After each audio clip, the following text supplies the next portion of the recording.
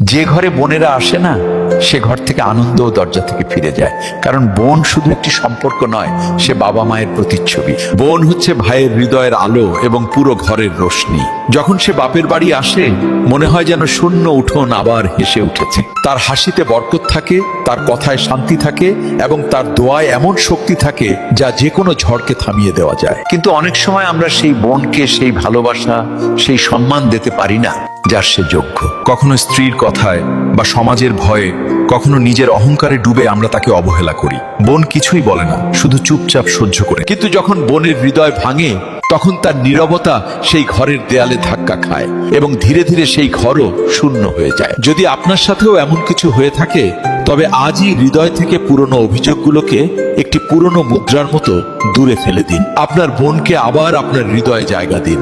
তারপর দেখবেন ৩-৪ মাসেরই মধ্যেই আপনার ঘর আবার হেসে উঠবে, সমস্ত আনন্দ ফিরে আসবে এবং আপনার হৃদয়ও শান্তি পাবে। একবার চেষ্টা করেই দেখুন, বোনের ভালোবাসায় সৃষ্টিকর্তার রহমত লুকিয়ে থাকে। আর যদি এই কথাগুলো আপনার কাছে সত্যি মনে হয়, তবে এই ভিডিও শেয়ার করুন, যাতে অন্য কোনো বোনও আবারও হাসতে পারে